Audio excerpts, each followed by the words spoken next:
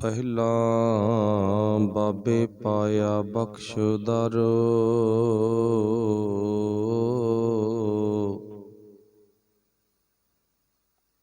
ਪਿੱਛੋਂ ਦੇ ਫਿਰ ਕਾਲ ਕਮਾਈ।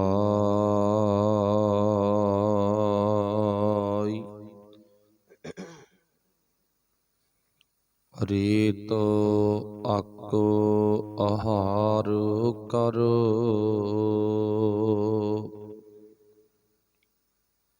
ਰੋੜਾਂ ਕੀ ਗੁਰ ਕਰੀ ਵਿਛਾਈ।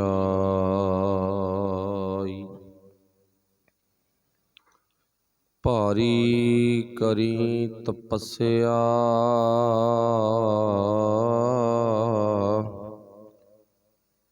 ਵੱਡੇ ਭਾਗ ਹਰ ਸਿਉ ਬਣ ਆਈ।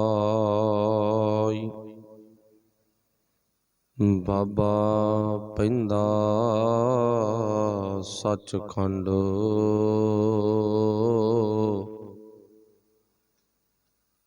ਨੌ ਨਿਧ ਨਾਮ ਗਰੀਬੀ ਪਾਈ। ਬਾਬਾ ਦੇਖੈ ਧਿਆਨ ਧਰ, ਜਲਤੀ ਸਭ ਪ੍ਰਿਥਵੀ ਦਿਸਵਾਈ। ਵਾਜੋ ਗੁਰੂ ਗਵਾਰ ਹੈ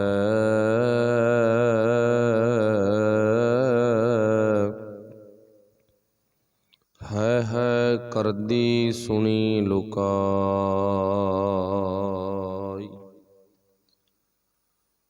ਬਾਬੇ ਭੇਖ ਬਣਾਇਆ,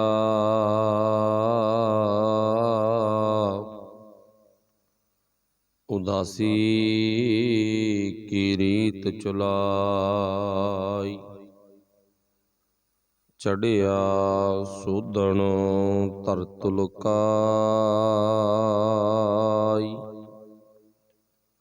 ਚੜ੍ਹਿਆ ਸੋਧਣ ਧਰਤ ਲੁਕਾਈ।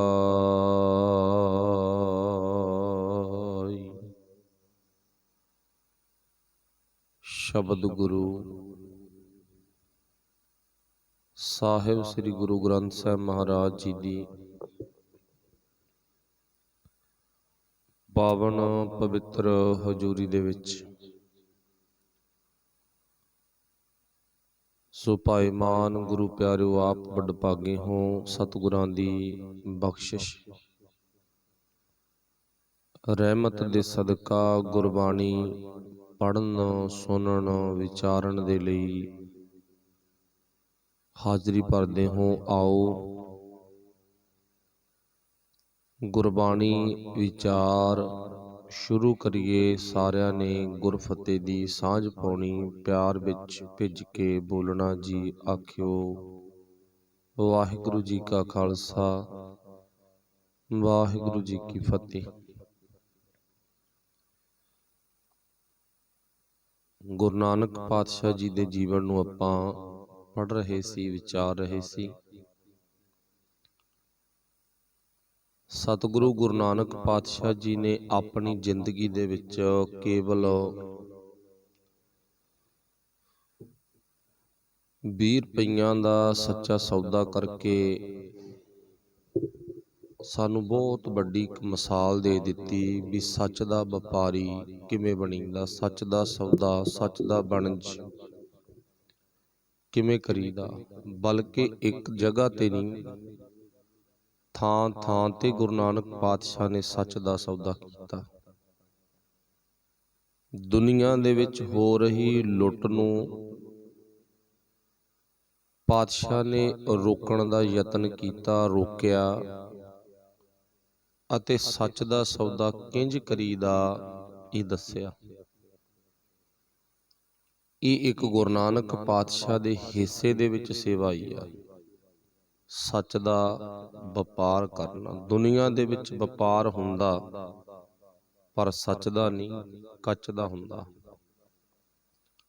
ਦੁਨੀਆ ਦੇ ਵਿੱਚ ਖਰੀਦਦਾਰੀ ਹੁੰਦੀ ਆ ਸੱਚ ਦੀ ਨੀਂਹ ਝੂਠ ਦੀ ਹੁੰਦੀ ਆ। ਪਰ ਗੁਰੂ ਨਾਨਕ ਪਾਤਸ਼ਾਹ ਨੇ ਦੱਸ ਦਿੱਤਾ, ਕਿੰਜ ਸੱਚ ਦੀ ਆਪਾਂ ਖਰੀਦਦਾਰੀ ਕਰਨੀ ਆ, ਵਪਾਰੀ ਬਣਨਾ ਗਾ, ਸੱਚ ਦੇ ਪੁਜਾਰੀ ਬਣਨਾ ਗਾ। ਇਸ ਤੋਂ ਅਗਲਾ ਇਤਿਹਾਸ ਗੁਰੂ ਨਾਨਕ ਪਾਤਸ਼ਾਹ ਜੀ ਦਾ ਇੱਦਾਂ ਦਾ ਸੁਭਾਅ ਵੇਖ ਕੇ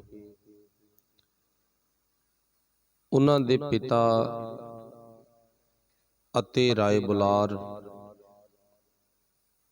ਅਤੇ ਬੇਬੇ ਨਾਨਕੀ ਦੇ ਘਰ ਵਾਲਾ ਭਾਈ ਜੈ ਰਾਮ, ਜਾਣੀ ਕਿ ਪੂਰੇ ਪਰਿਵਾਰ ਨੇ ਆਪਸ ਦੇ ਵਿੱਚ ਰਹਿ ਬਣਾਈ ਵੀ ਆਪਾਂ ਗੁਰੂ ਨਾਨਕ ਪਾਤਸ਼ਾਹ ਜੀ ਨੂੰ ਨਾ ਸੁਲਤਾਨਪੁਰ ਦੀ ਧਰਤੀ ਤੇ ਮੋਦੀਖਾਨੇ ਦੀ ਡਿਊਟੀ ਦਵਾ ਦਿੰਨੇ ਆ। ਤੇ ਉਸ ਟਾਈਮ ਤੇ ਮੋਦੀਖਾਨੇ ਦੀ ਡਿਊਟੀ ਮਾਲ ਅਫਸਰ ਦੀ ਡਿਊਟੀ ਆ, ਜਾਣੀ ਕਿ ਪੂਰੇ ਖਜ਼ਾਨੇ ਦਾ ਜ਼ਿੰਮੇਵਾਰ ਵਿਅਕਤੀ, ਆਮ ਡਿਊਟੀ ਨਹੀਂ। ਬੇਸ਼ੱਕ ਅਸੀਂ ਇਸ ਬਾਬੇ ਦੀ ਕਾਰ ਨੂੰ ਬਿਲਕੁਲ ਛੋਟੀ ਜਿਹੀ ਕਰਕੇ ਵਿਖਾਇਆ, ਪਰ ਦਰਅਸਲ ਇਹ ਡਿਊਟੀ ਬਹੁਤ ਵੱਡੀ ਡਿਊਟੀ ਆ।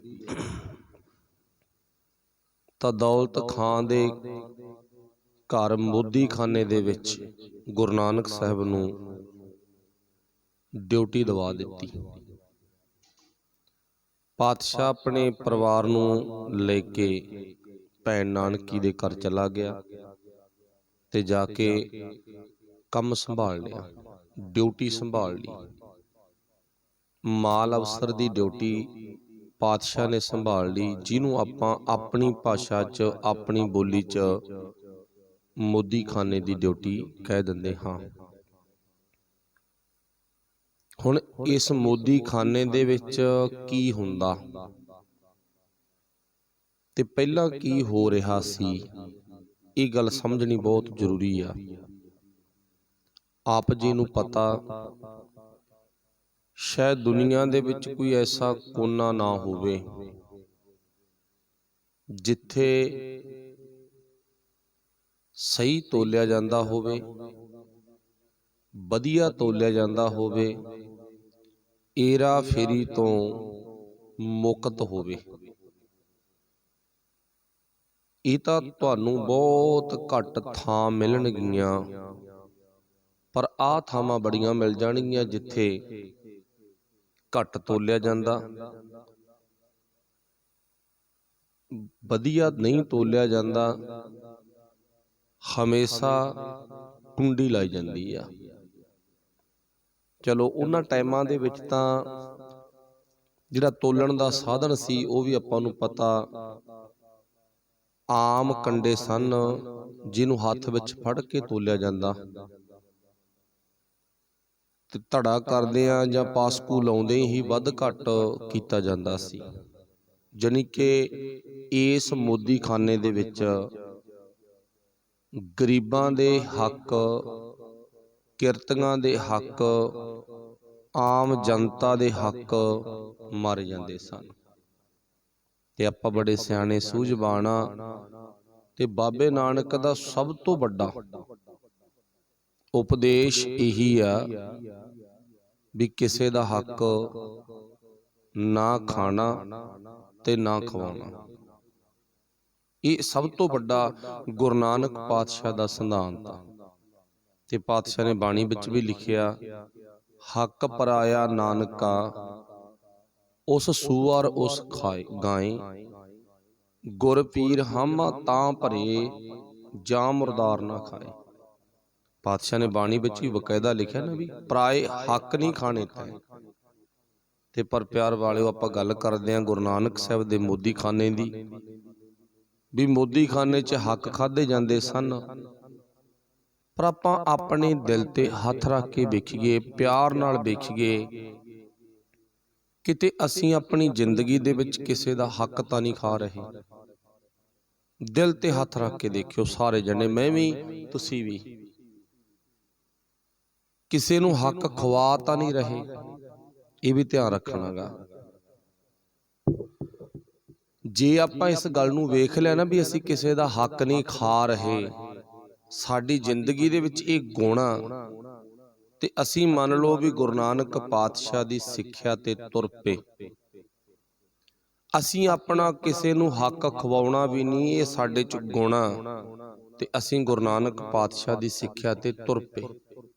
ਅਸੀਂ ਤੁਰ ਪਏ ਪਾਤਸ਼ਾਹ ਦੀ ਸਿੱਖਿਆ ਤੇ।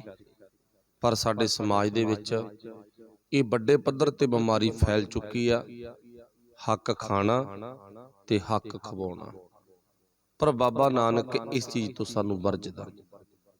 ਅੱਜ ਆਪਾਂ ਬੜਾ ਸਮਾਜ ਦੇ ਵਿੱਚ ਕੁਝ ਵੇਖਦੇ ਆ, ਲੋਕ ਆਮ ਥਾਵਾਂ ਤੇ ਨਾ ਨੱਕ ਬੰਨ੍ਹ ਕੇ ਲੰਘਦੇ ਆ, ਨਾ ਜੀ ਅਸੀਂ ਤਾਂ ਇਹ ਮਾੜੇ ਖਾਣੇ ਤੋਂ ਰਹਿਤ ਆ, ਸਾਨੂੰ ਤਾਂ ਸੂਗ ਆਉਂਦੀ ਆ, ਅਸੀਂ ਤਾਂ ਸਿੱਖ ਹੁੰਨੇ ਆ, ਅਸੀਂ ਨਹੀਂ ਕਿਸੇ ਦਾ ਮਾਸ ਖਾਂਦੇ, ਨਾ ਨਾ ਨਾ ਨਾ, ਅਸੀਂ ਨਹੀਂ ਕਿਸੇ ਦੀ ਜਾਨ ਲੈਂਦੇ। ਪਰ ਪਿਆਰ ਵਾਲਿਓ, ਇਹ ਤਾਂ ਬਾਹਰੀ ਤੌਰ ਤੇ ਭੇਖ ਖਾਣਾ, ਤੇ ਦੂਜੇ ਬੰਨੇ ਕਿਰਤੀਆਂ ਦਾ ਹੱਕ ਖਾਣਾ। ਉਹ ਕਿਹੜੇ ਰੂਪ ਚ ਖਾਧਾ ਜਾਂਦਾ? ਥੋੜੀ ਜਿਹੀ ਇੱਕ ਧਿਆਨ ਨਾਲ ਗੱਲ ਸੁਣਿਓ, ਗੱਲ ਲੱਗੂਗੀ ਕੌੜੀ, ਤੇ ਪਰ ਹੈ ਬਾਬੇ ਨਾਨਕ ਦੇ ਸਿਧਾਂਤ ਦੀ। ਮੰਨ ਲਓ ਆਪਣੇ ਘਰ ਦੇ ਵਿੱਚ ਕੋਈ 100 ਰੁਪਈਏ 200 ਰੁਪਈਏ ਦਿਹਾੜੀ ਤੇ ਆਇਆ ਨਾ, ਜੇ ਉਹਦੇ 10 ਰੁਪਈਏ ਵੀ ਖਾ ਗਏ ਤਾਂ ਤੁਸੀਂ ਇਉਂ ਮੰਨ ਲਓ ਵੀ ਆਪਾਂ ਜ਼ਹਿਰ ਖਾ ਰਹੇ ਹਾਂ, ਆਪਾਂ ਰਾਧ ਖਾ ਰਹੇ ਹਾਂ, ਆਪਾਂ ਕਿਸੇ ਦਾ ਖੂਨ ਪੀ ਰਹੇ ਹਾਂ। ਪਰ ਅਜੇ ਆਮ ਹੀ ਵਰਤਾਰਾ ਚੱਲਦਾ, ਆਮ ਹੀ ਚੱਲਦਾ। ਜਿਹਦਾ ਜੋ ਹੱਕ ਆ ਉਹਨੂੰ ਮਿਲਣਾ ਚਾਹੀਦਾ, ਕਿਸੇ ਨੂੰ ਹੱਕ ਖਵਾਉਣਾ ਵੀ ਨਹੀਂ ਚਾਹੀਦਾ। ਉਹ ਕਿਵੇਂ? ਰਿਸ਼ਵਤ ਦੇ ਰੂਪ ਚ, ਵੀ ਆ ਲੈ ਲਾ ਤੇ ਮੇਰਾ ਕੰਮ ਕਰ ਦੇ। ਉਹਦੇ ਚ ਅਸੀਂ ਫਿਰ ਵੀ ਦੋਸ਼ੀ ਆ ਵੀ ਅਸੀਂ ਕਿਸੇ ਨੂੰ ਵਾਧੂ ਰਿਸ਼ਵਤ ਦੇ ਚੱਕਰ ਚ ਫਸਾ ਰਹੇ ਹਾਂ। ਉਹਦੇ ਚ ਜਿੱਥੇ ਅਗਲੇ ਦਾ ਕਸੂਰ ਆ ਨਾ ਰਿਸ਼ਵਤ ਲੈਣ ਵਾਲੇ ਦਾ, ਤੇ ਉੱਥੇ ਸਾਡਾ ਕਸੂਰ ਰਿਸ਼ਵਤ ਦੇਣ ਵਾਲਿਆਂ ਚ ਆਉਂਦਾ। ਜਾਣੀ ਕਿ ਉਹ ਕਹਿ ਸਕਦੇ ਆ, ਜੇ ਅਸੀਂ ਭਾਵੇਂ ਬਾਬੇ ਗੁਰੂ ਨਾਨਕ ਪਾਤਸ਼ਾਹ ਜੀ ਦੇ ਲਿਬਾਸ ਨੂੰ ਆਪਣੇ ਤਨ ਤੇ ਪਹਿਨ ਲਿਆ, ਤੇ ਜੇ ਹੱਕ ਖਾਣ ਵਾਲੀ ਬਿਮਾਰੀ, ਹੱਕ ਖਵਾਉਣ ਵਾਲੀ ਬਿਮਾਰੀ ਸਾਡੇ ਚ ਹੈ, ਤਾਂ ਸਾਡੇ ਜੀਵਨ ਦੇ ਉੱਪਰ ਚੜਿਆ ਹੋਇਆ ਬਾਬੇ ਨਾਨਕ ਦਾ ਲਿਬਾਸ ਕਿਸੇ ਕੰਮ ਦਾ ਨਹੀਂ ਹੈ। ਬਸ ਗੱਲ ਇੱਥੇ ਮੁੱਕਦੀ ਆ ਵੀ ਗੁਰੂ ਨਾਨਕ ਪਾਤਸ਼ਾਹ ਹੱਕ ਨਾ ਖਾਂਦਾ ਤੇ ਨਾ ਖਵਾਉਂਦਾ। ਹੁਣ ਇੱਥੇ ਮੋਦੀਖਾਨੇ ਦੇ ਵਿੱਚ ਪਹਿਲਾਂ ਹੱਕ ਖਾਧਾ ਜਾਂਦਾ, ਬੜੇ ਵੱਡੇ ਪੱਧਰ ਤੇ ਆਮ ਜਨਤਕ ਲੋਕਾਂ ਦੀ ਲੁੱਟ ਕੀਤੀ ਜਾਂਦੀ ਆ, ਤੇ ਗੁਰੂ ਨਾਨਕ ਪਾਤਸ਼ਾਹ ਨੂੰ ਜਦੋਂ ਡਿਊਟੀ ਤੇ ਸੁਸ਼ੋਭਿਤ ਕਰ ਦਿੱਤਾ, ਤੇ ਹੁਣ ਚੇਤਾ ਰੱਖੋ, ਜਿਨ੍ਹਾਂ ਘਰਾਂ ਦੇ ਵਿੱਚ ਰੋਟੀ ਨਹੀਂ ਸੀ ਬਣਦੀ, ਉਹਨਾਂ ਘਰਾਂ ਦੇ ਵਿੱਚ ਗੁਰੂ ਨਾਨਕ ਸਾਹਿਬ ਸੁਲਤਾਨਪੁਰ ਦੀ ਧਰਤੀ ਤੇ ਪਹੁੰਚਣ ਤੇ ਗਰੀਬਾਂ ਦੇ ਚੁੱਲ੍ਹਿਆਂ ਵਿੱਚ ਅੱਗ ਬਲ ਪਈ। ਬਹੁਤ ਵੱਡੀ ਗੱਲ ਆ ਕਿਸੇ ਦੇ ਚੁੱਲ੍ਹੇ 'ਚ ਅੱਗ ਬਾਲ ਦੇਣੀ, ਤੇ ਕਿਸੇ ਦੇ ਚੁੱਲ੍ਹੇ 'ਚ ਅੱਗ ਬੁਝਾ ਦੇਣੀ, ਇਦੋਂ ਵੱਡਾ ਘੋਰ ਪਾਪ ਨਹੀਂ ਹੈ। ਜਦੋਂ ਕਿਸੇ ਗਰੀਬ ਨੂੰ ਮੌਕੇ ਤੇ ਕੋਈ ਸਾਧਨ, ਕੋਈ ਸਹੂਲਤ ਨਾ ਮਿਲੀ, ਤੇ ਮੰਨ ਲਓ ਕੀ ਹੁੰਦਾ, ਅੱਗ ਬੁਝੂਗੀ ਨਾ। ਤੇ ਬਾਬੇ ਨਾਨਕ ਦੇ ਜਾਣ ਕਰਕੇ ਹਰ ਇੱਕ ਦੇ ਚੁੱਲ੍ਹੇ ਵਿੱਚ ਅੱਗ ਬਲ ਪਈ, ਤੇ ਗੁਰੂ ਨਾਨਕ ਪਾਤਸ਼ਾਹ ਜੀ ਆਪਣੇ ਵੱਲੋਂ ਆਪਣੇ ਨਾਲ ਅਹਿਲਕਾਰਾਂ ਨੂੰ ਲਾ ਕੇ ਸੇਵਾ ਨਿਭਾ ਰਿਹਾ, ਮੋਦੀਖਾਨੇ ਦੀ ਡਿਊਟੀ ਨਿਭਾ ਰਿਹਾ। ਹਰ ਇੱਕ ਨੂੰ ਪੂਰਾ ਤੋਲਣਾ, ਘੱਟ ਵੱਧ ਤੋਲਣ ਵਾਲਾ ਸਿਸਟਮ ਖਤਮ ਹੋ ਗਿਆ, ਤੇ 4 ਚੁਫੇਰੇ ਹਰ ਇੱਕ ਨੂੰ ਸਮੇਂ ਤੇ ਅਨਾਜ ਮਿਲ ਜਾਣਾ। ਸਮੇਂ ਤੇ ਨਾ ਹਰ ਇੱਕ ਨੂੰ ਜੋ ਲੋੜੀ ਦੀ ਵਸਤੂ ਆ ਉਹ ਮਿਲ ਜਾਣੀ। ਤੇ ਹੁਣ 4 ਚੁਫੇਰੇ ਧੰਨ ਗੁਰੂ ਨਾਨਕ, ਧੰਨ ਗੁਰੂ ਨਾਨਕ, ਧੰਨ ਗੁਰੂ ਨਾਨਕ ਹੋਣੀ ਸ਼ੁਰੂ ਹੋ ਗਈ। ਇੱਥੇ ਇੱਕ ਥੋੜੀ ਜਿਹੀ ਘਟਨਾ ਵਾਪਰਦੀ ਆ। ਦੁਨੀਆ ਦੇ ਵਿੱਚ ਇੱਕ ਸੁਭਾਅ ਸਾਡਾ ਸਾਰਿਆਂ ਦਾ, ਮੇਰਾ ਮੇਰਾ ਸਭ ਕੋਈ ਕਹਿੰਦਾ, ਪਰ ਤੇਰਾ ਕੋਈ ਨਾ ਕਹਿੰਦਾ। ਮੇਰਾ ਮੇਰਾ ਸਭ ਕੋਈ ਕਹਿੰਦਾ, ਪਰ ਤੇਰਾ ਕੋਈ ਨਾ ਕਹਿੰਦਾ। ਗੁਰੂ ਨਾਨਕ ਸਾਹਿਬ ਦਾ ਜਿਹੜਾ ਸੁਭਾਅ ਆ ਤੇ ਪਾਤਸ਼ਾਹ ਦਾ ਸੁਭਾਅ ਨਾ, ਚੜਿਆ ਸੋਧਣ ਧਰਤ ਲੁਕਾਈ। ਬਾਬੇ ਨਾਨਕ ਨੇ ਇਕੱਲਾ ਆਪਦਾ, ਆਪਦੇ ਬੱਚਿਆਂ ਦਾ ਭਲਾ ਨਹੀਂ ਮੰਗਿਆ। ਗੁਰੂ ਨਾਨਕ ਸਾਹਿਬ ਨੇ ਸਭ ਦਾ ਭਲਾ ਮੰਗਿਆ। ਗੁਰੂ ਨਾਨਕ ਪਾਤਸ਼ਾਹ ਨੇ ਸਾਨੂੰ ਸੰਵਿਧਾਨ ਦਿੱਤਾ, ਗੁਰੂ ਨਾਨਕ ਨਾਮ ਚੜ੍ਹਦੀ ਕਲਾ, ਤੇਰੇ ਭਾਣੇ ਸਰਬੱਤ ਦਾ ਭਲਾ। ਤੇ ਜਦੋਂ ਸਰਬੱਤ ਦਾ ਭਲਾ ਮੰਗਣ ਦਾ ਕਨਸੈਪਟ ਸਾਡੇ ਜੀਵਨ ਵਿੱਚ ਆਉਂਦਾ ਤੇ ਅਸੀਂ ਗੁਰੂ ਨਾਨਕ ਪਾਤਸ਼ਾਹ ਦੇ ਅਸਲੀ ਸਵਰੂਪ, ਅਸਲੀ ਸਿੱਖ ਬਣ ਜਾਂਦੇ ਹਾਂ। ਇਹਦੇ ਵਿੱਚ ਕੋਈ ਸ਼ੱਕ ਨਹੀਂ। ਤੇ ਜਦੋਂ ਸਭ ਦਾ ਭਲਾ ਮੰਗਿਆ ਨਾ, ਤੇ ਉੱਥੇ ਬਾਬੇ ਨਾਨਕ ਨੇ ਆਪਣੀ ਜ਼ਿੰਦਗੀ ਦੇ ਵਿੱਚ ਕੁਝ ਅਜਿਹੇ ਕਾਰਜ ਕਰਕੇ ਵਿਖਾਏ, ਜਿਨ੍ਹਾਂ ਕਾਰਜਾਂ ਤੋਂ ਦੁਨੀਆ ਨੂੰ ਕਹਿਣਾ ਪਿਆ ਵੀ ਵਾਕਈ ਬਾਬਾ ਸਹੀ ਆ। ਸੁਲਤਾਨਪੁਰ ਦੇ ਲਾਗੇ ਨਾ ਇੱਕ ਪਿੰਡ ਆ, ਉਹ ਪਿੰਡ ਦਾ ਨਾਮ ਆ ਮਲਸੀਹਾਂ। ਮਲਸੀਆਂ ਵੀ ਕਹਿ ਦਿੰਦੇ ਆ ਤੇ ਮਲਸੀਹਾਂ ਵੀ ਕਹਿ ਦਿੰਦੇ ਆ। ਤੇ ਉੱਥੋਂ ਦਾ ਇੱਕ ਅਮੀਰ ਵਿਅਕਤੀ ਆ, ਜਿਹੜਾ ਵਪਾਰੀ ਸਿਸਟਮ ਦੇ ਨਾਲ ਜੁੜਿਆ ਹੋਇਆ। ਉਹਦਾ ਨਾਮ ਆ ਭਾਈ ਭਗੀਰਥ। ਤੇ ਉਹ ਸੁਲਤਾਨਪੁਰ ਦੀ ਧਰਤੀ ਤੇ ਆਉਂਦਾ ਤੇ ਆ ਕੇ ਆਪਣੇ ਵੱਲੋਂ ਜੋ ਅਨਾਜ ਆ ਉਹ ਲਿਜਾਣ ਦੀ ਮੰਗ ਕਰਦਾ। ਦੱਸਿਆ ਜਾਂਦਾ ਵੀ ਗੁਰੂ ਨਾਨਕ ਸਾਹਿਬ ਮਾਲ ਅਫਸਰ ਨੇ, ਮੋਦੀ ਨੇ, ਇਹਨਾਂ ਦੇ ਆਸੇ-ਪਾਸੇ ਨੌਕਰ ਚਾਕਰ ਵੀ ਆ, ਕਿਉਂਕਿ ਵਪਾਰ ਛੋਟਾ ਨਹੀਂ, ਬਹੁਤ ਵੱਡਾ ਵਪਾਰ ਆ, ਜਿਸ ਵਪਾਰ ਦੇ ਵਿੱਚ ਗੁਰੂ ਨਾਨਕ ਸਾਹਿਬ ਜੀ ਲੱਗੇ ਹੋਏ ਨੇ। ਇਦੋਂ ਪਹਿਲਾਂ ਗੁਰੂ ਨਾਨਕ ਪਾਤਸ਼ਾਹ ਲਿਖਤ ਪੜ੍ਹਤ ਦਾ ਕੰਮ ਕਰਦਾ। ਗੁਰੂ ਨਾਨਕ ਸਾਹਿਬ ਦੇ ਹੱਥ ਵਿੱਚ ਨਾ ਕਲਮ ਆ, ਇੱਕ ਕਾਪੀ ਆ, ਡਾਇਰੀ ਆ, ਰਜਿਸਟਰ ਵਹੀ ਆ। ਤੇ ਜਦੋਂ ਉਹ ਭਾਈ ਭਗੀਰਥ ਪਹੁੰਚਿਆ ਤੇ ਧੰਨ ਗੁਰੂ ਨਾਨਕ ਪਾਤਸ਼ਾਹ ਕਹਿੰਦੇ ਆਪਣੇ ਸੇਵਾਦਾਰਾਂ ਨੂੰ, ਕਹਿੰਦੇ ਲਿਆਓ ਅਸੀਂ ਤੋਲਦੇ ਆਂ, ਅਸੀਂ ਤੋਲਦੇ ਆਂ। ਤੇ ਆਪਾਂ ਨੂੰ ਪਤਾ ਨਾ ਵੀ ਕੁਝ ਟਾਈਮ ਬਹੁਤੀ ਦੂਰ ਨਹੀਂ, ਕੁਝ ਟਾਈਮ ਪਹਿਲਾਂ ਆਪਾਂ ਨਿਗਾਹ ਮਾਰ ਕੇ ਵੇਖੀਏ, ਸਾਡੇ ਘਰਾਂ ਦੇ ਵਿੱਚ ਗਿਣਤੀ ਕਰਨ ਦਾ ਇੱਕ ਤਰੀਕਾ ਸੀ। ਕਿਹੜਾ? ਜਦੋਂ ਮਤਲਬ ਇੱਕ ਧੜਾ ਕੱਢਤਾ ਨਾ, ਤੇ ਕੀ ਕਹਿੰਦੇ ਸੀ? ਇੱਕ ਇੱਕ ਇੱਕ, ਜਾਣੀ ਕਿ ਜਿੰਨਾ ਟਾਈਮ ਦੂਜਾ ਧੜਾ ਨਹੀਂ ਸੀ ਕੱਢਦੇ, ਉਨਾ ਟਾਈਮ ਇੱਕ ਇੱਕ ਕਹੀ ਜਾਂਦੇ ਸੀ। ਫਿਰ ਦੂਜਾ ਕੱਢਤਾ, ਦੋ ਦੋ ਦੋ, ਇਉਂ ਮਤਲਬ ਗਿਣਤੀ ਕਰਦੇ ਸੀ ਸਾਡੇ ਬਜ਼ੁਰਗ। ਕੁਛ ਟਾਈਮ ਆ ਪਿੱਛੇ ਨਿਗਾਹ ਮਾਰੇ, ਅੱਜ ਗਿਣਤੀ ਕਰਨ ਦਾ ਤਰੀਕਾ ਬਦਲ ਗਿਆ, ਉਹ ਇੱਕ ਅਲੱਗ ਗੱਲ ਆ। ਹੁਣ ਗੁਰੂ ਨਾਨਕ ਪਾਤਸ਼ਾਹ ਨੇ ਆਪਣੇ ਹੱਥਾਂ ਦੇ ਨਾਲ ਭਾਈ ਭਗੀਰਥ ਨੂੰ ਕੁਝ ਅਨਾਜ ਦੇਣ ਦੇ ਲਈ ਇੱਕ ਧੜਾ ਕੱਢਿਆ ਤੇ ਇੱਕ ਤੇ ਰੁਕੇ ਹੋਏ ਨੇ।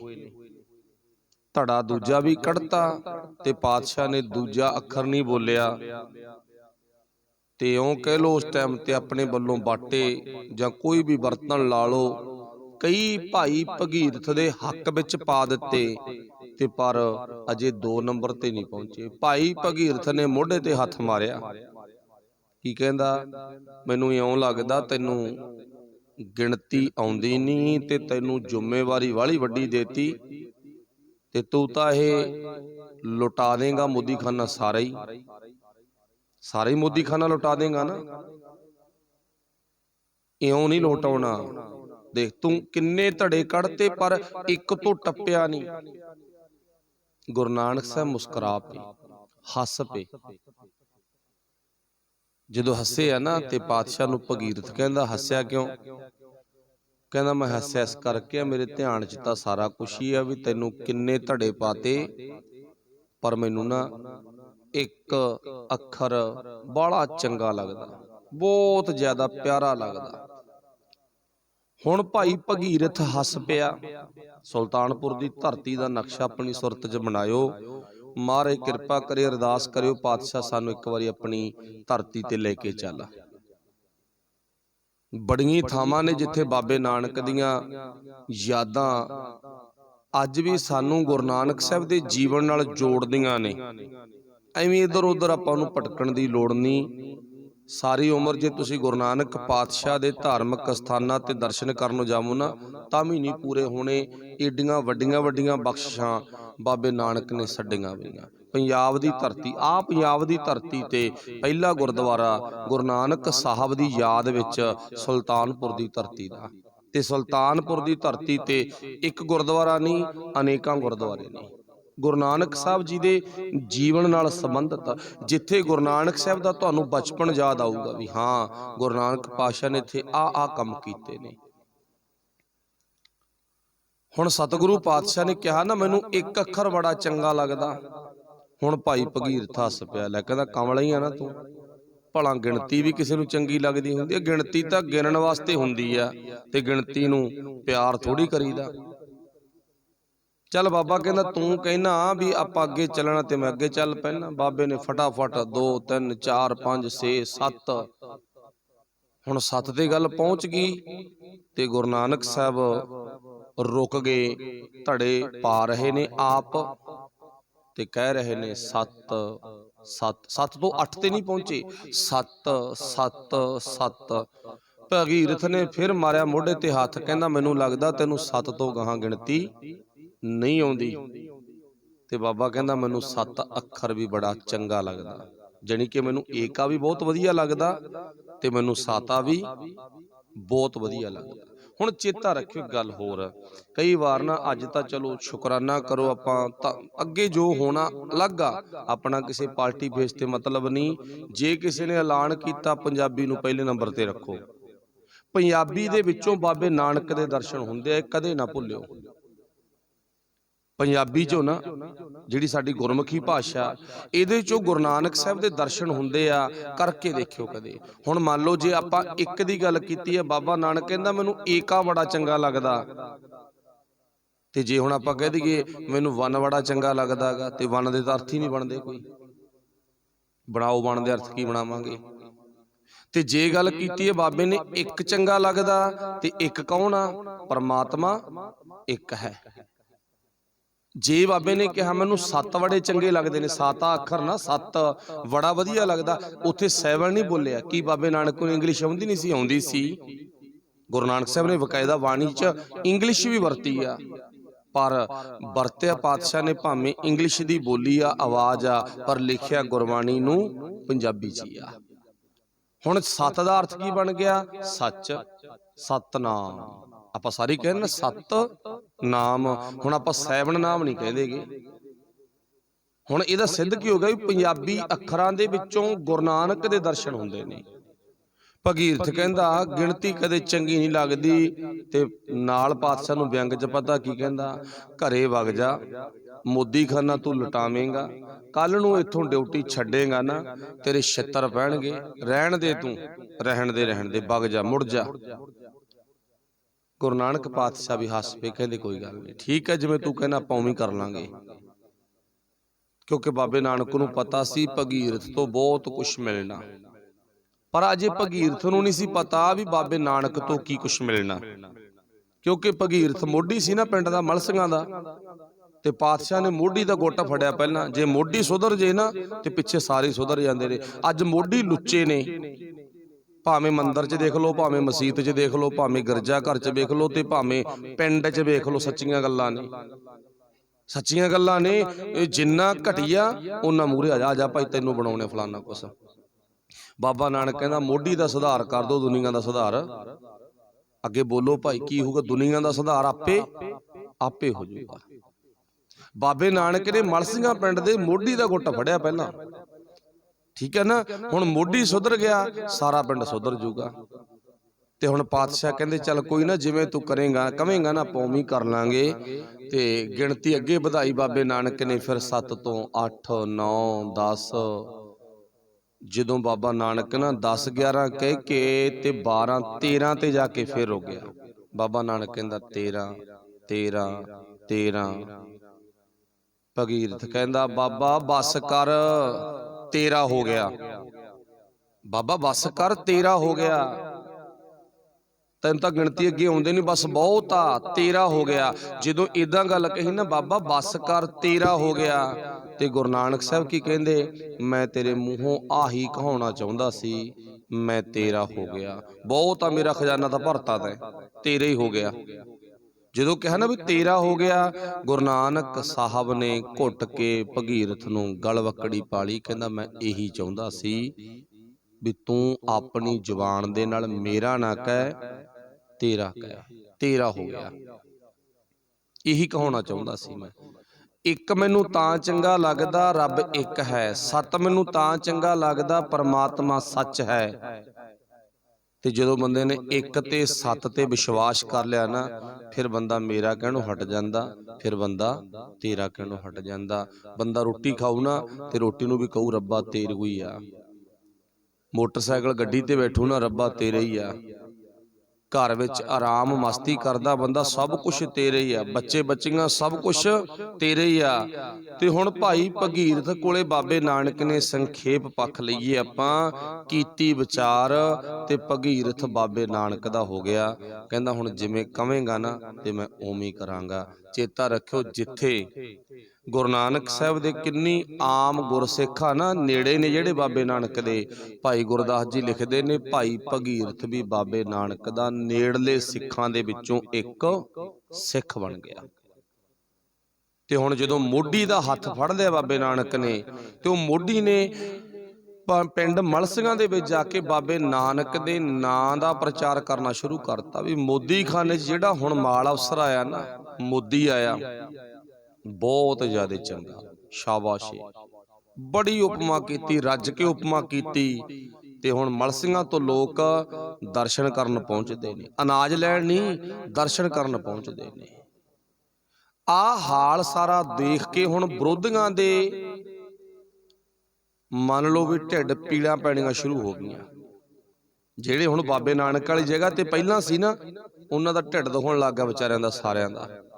ਵੀ ਯਾਰ ਸਾਨੂੰ ਤਾਂ ਐ ਸੀ ਵੀ ਸਾਡੇ ਬਿਨਾਂ ਮੋਦੀ ਖਾਨਾ ਚੱਲਣਾ ਹੀ ਨਹੀਂ। ਕੀ ਭੁਲੇਖਾ ਸੀ ਵੀ ਸਾਨੂੰ ਐ ਸੀ ਸਾਡੇ ਬਿਨਾਂ ਮੋਦੀ ਖਾਨਾ ਚੱਲਣਾ ਹੀ ਨਹੀਂ।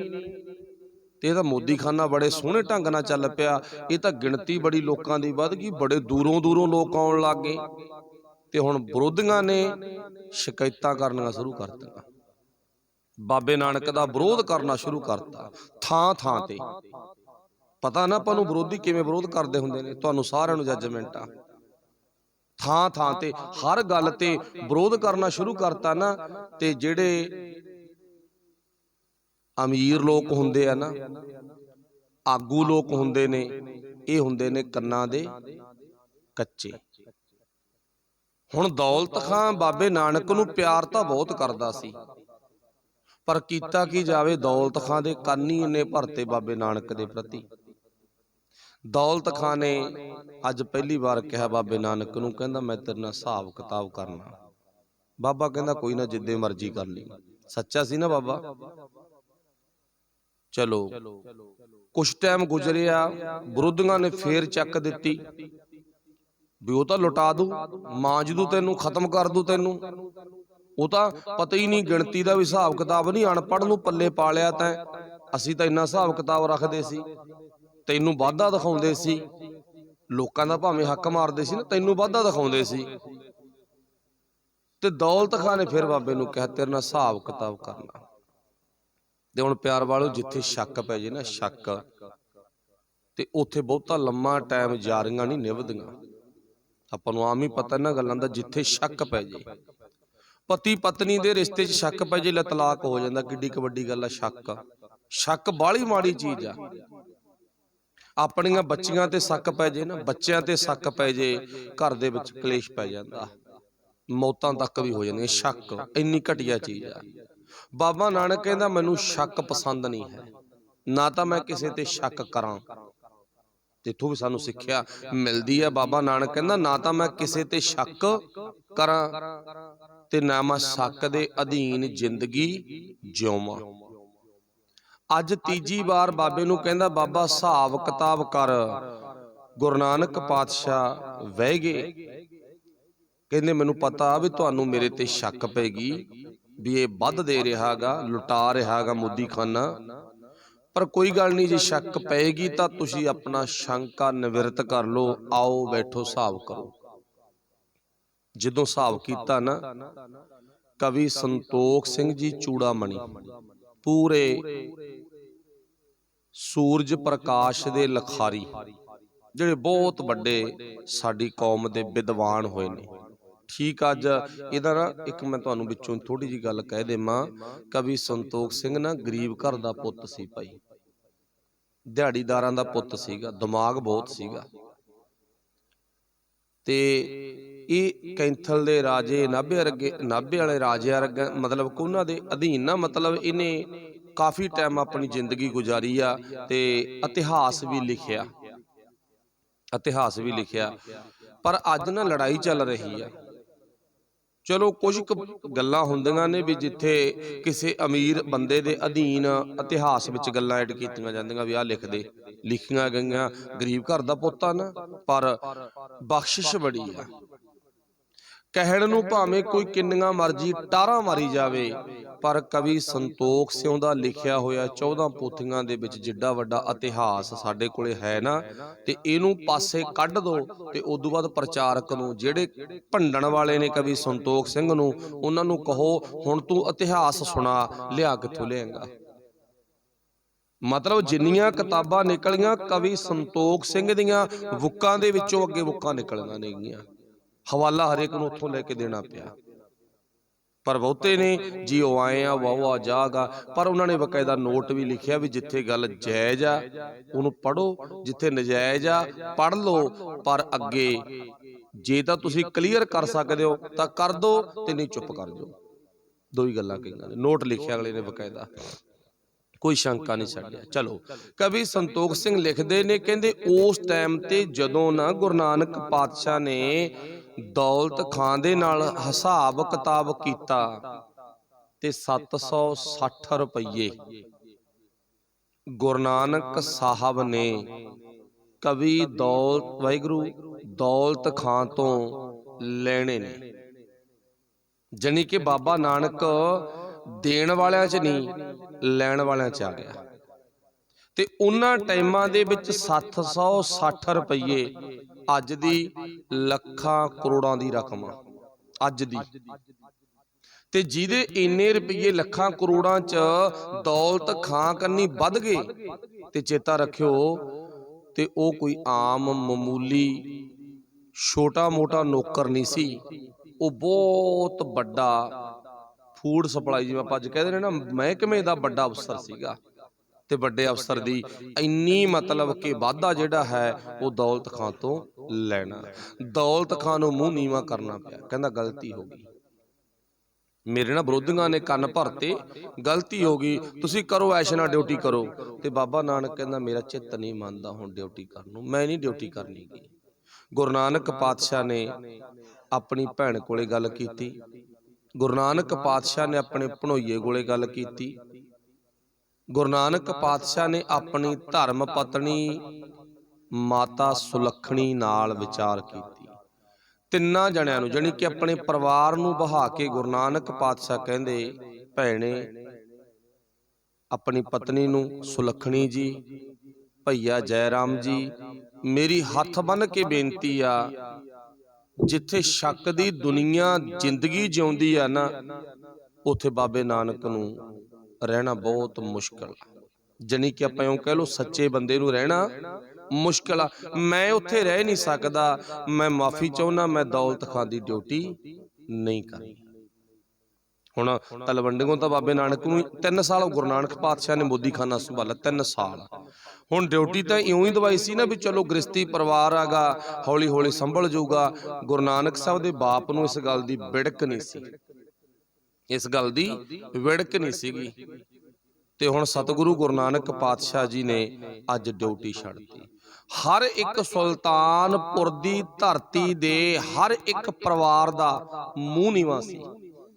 ਦੇਖੋ ਇੰਨਾ ਪਿਆਰ ਆ ਇੱਥੇ। ਬਾਬੇ ਨਾਨਕ ਨੇ ਹੋਰ ਵੀ ਗੱਲਾਂ ਬਹੁਤ ਸਾਨੂੰ ਸਮਝਾਤੀਆਂ, ਸਿੱਖਿਆ ਦਿੱਤੀ।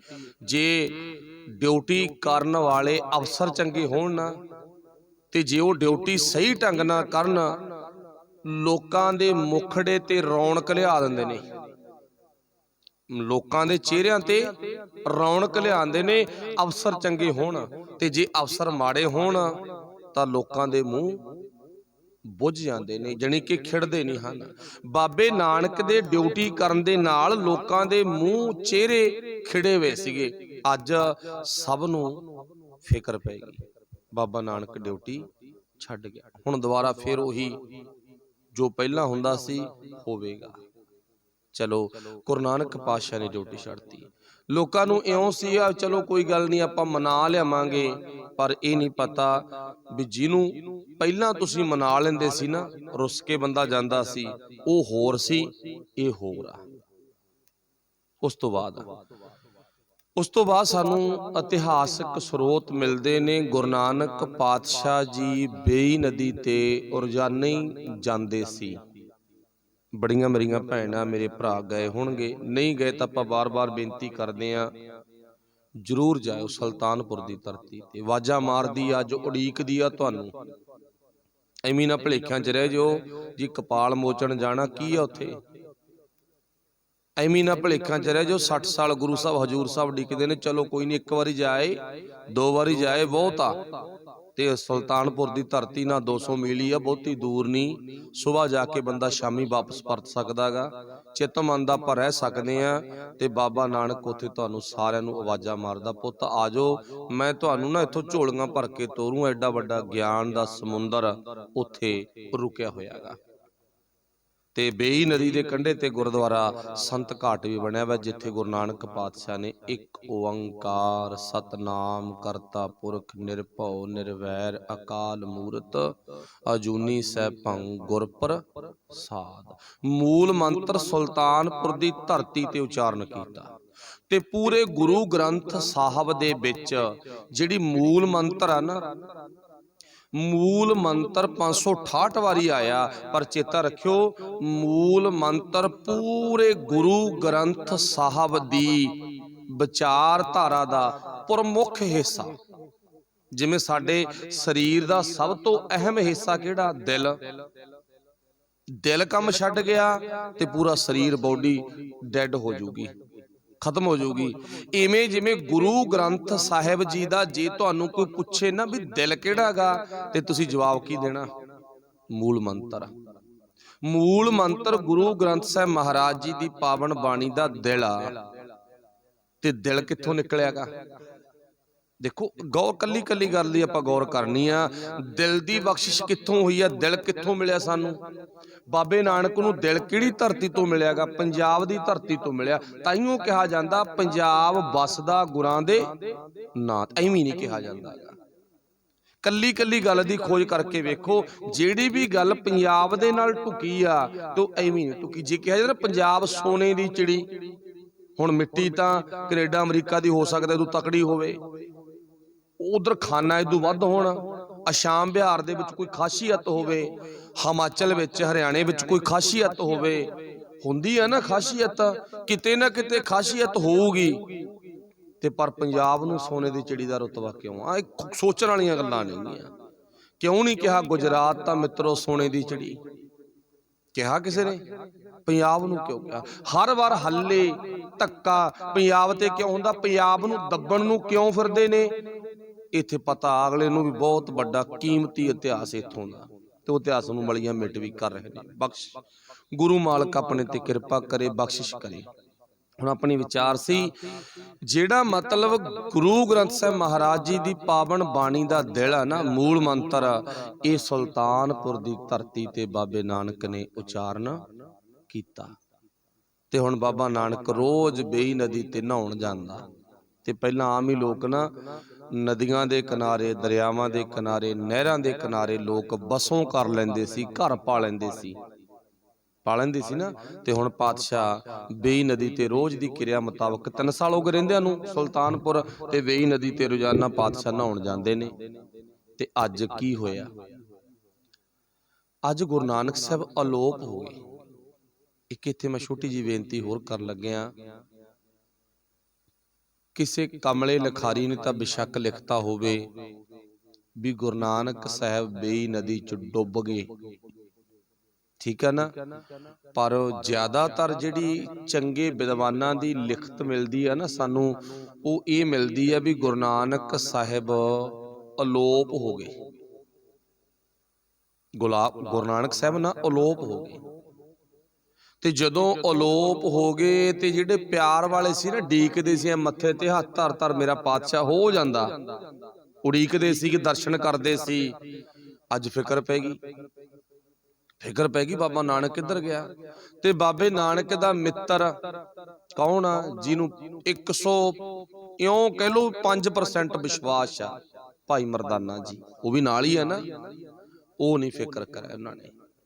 ਪਰ ਇੰਨਾ ਕੁ ਜ਼ਰੂਰ ਆ ਵੀ ਗੁਰੂ ਨਾਨਕ ਪਾਤਸ਼ਾਹ ਜੀ ਜਿੱਥੇ ਬਹਾ ਕੇ ਗਏ ਨੇ ਉੱਥੇ ਬੈਠਾ, ਕੋਈ ਗੱਲ ਨਹੀਂ, ਮੈਂ ਤੇਰੀ ਵੇਟ ਕਰੂੰਗਾ, ਉਡੀਕੂੰਗਾ, ਤੂੰ ਆ ਜੀ, ਮੈਨੂੰ ਪਤਾ ਤੂੰ ਕਿੱਧਰ ਜਾਣਾ, ਤੂੰ ਮੇਰੇ ਕੋਲੇ ਦੁਬਾਰੇ ਮੁੜ ਕੇ ਆਉਣਾ, ਤੈਨੂੰ ਮੇਰੇ ਬਿਨਾਂ ਨਹੀਂ ਸਰਦਾ ਤੇ ਮੈਨੂੰ ਤੇਰੇ ਬਿਨਾਂ ਨਹੀਂ ਸਰਦਾ। ਪਰ ਹੁਣ ਗੁਰੂ ਨਾਨਕ ਸਾਹਿਬ ਜੀ ਜਦੋਂ ਅਲੋਪ ਹੋਏ ਆ ਨਾ, ਤੇ ਉੱਥੇ ਭਾਈ ਗੁਰਦਾਸ ਨੇ ਇੱਕ ਆਪਣਾ ਸ਼ਬਦ ਉਚਾਰਨ ਕੀਤਾ ਗਾ। ਪਾਤਸ਼ਾਹ ਨੇ ਲਿਖਿਆ ਕਿ ਆ ਪਹਿਲਾਂ ਬਾਬੇ ਪਾਇਆ ਬਖਸ਼ਦਰ, ਪਿੱਛੋਂ ਦੇ ਫਿਰ ਘਾਲ ਕਮਾਈ, ਰੇਤ ਅਕ ਆਹਾਰ ਕਰ, ਰੋੜਾਂ ਕੀ ਗੁਰ ਕਰੀ ਵਿਛਾਈ, ਭਾਰੀ ਕਰੀ ਤਪੱਸਿਆ, ਵੱਡਾ ਭਾਗ ਹਰ ਸਿਉ ਬਣ ਆਈ। ਬਾਬੇ ਨਾਨਕ ਦੀ ਤਪੱਸਿਆ 'ਚ ਕਮੀ ਨਹੀਂ। ਇੱਕ ਗੱਲ ਹੋਰ ਚੇਤਾ ਰੱਖਿਓ, ਮੋਦੀ ਨੇ ਵੀ ਕਿਹਾ ਸੀ ਨਾ, ਮਾਫ ਕਰਨਾ ਉਹ ਵੈਸੀ ਜੇਕਰ ਆਪਣੀ ਕੋਈ ਟਿੱਕਾ ਟਿੱਪਣੀ ਨਹੀਂ ਹੈ, ਕਹਿੰਦਾ ਅਸੀਂ ਕਿਸਾਨਾਂ ਨੂੰ ਸਮਝਾ ਨਹੀਂ ਸਕੇ 3 ਕਾਨੂੰਨਾਂ ਬਾਰੇ, ਸਾਡੀ ਤਪੱਸਿਆ ਦੇ ਵਿੱਚ ਕੋਈ ਫਰਕ ਆ।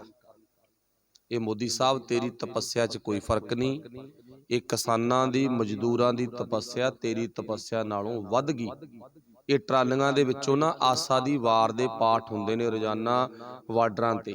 ਆਸਾ ਦੀ ਵਾਰ ਦੇ ਪਾਠ ਕਿੱਥੇ ਹੁੰਦੇ ਨੇ, ਬਜ਼ੁਰਗ ਬਾਬਿਆਂ ਨੂੰ ਪਤਾ, ਤੇ ਉਹ ਆਸਾ ਦੀ ਵਾਰ ਦੇ ਰੋਜ਼ਾਨੇ ਮਾਵਾਂ ਨਾ ਤੇ ਬਜ਼ੁਰਗ ਸਾਡੇ ਟਿੱਕਰੀ ਬਾਰਡਰ ਤੇ, ਸਿੰਘੂ ਬਾਰਡਰ ਤੇ ਜਿੱਥੇ ਵੀ ਬੈਠੇ ਨੇ, ਰੋਜ਼ਾਨਾ ਜਪਜੀ ਸਾਹਿਬ ਦੇ ਪਾਠ ਦੀਆਂ ਆਵਾਜ਼ਾਂ ਟਰਾਲੀਆਂ 'ਚੋਂ ਆਉਂਦੀਆਂ ਸੀ ਨਾ, ਟਰਾਲੀਆਂ 'ਚੋਂ।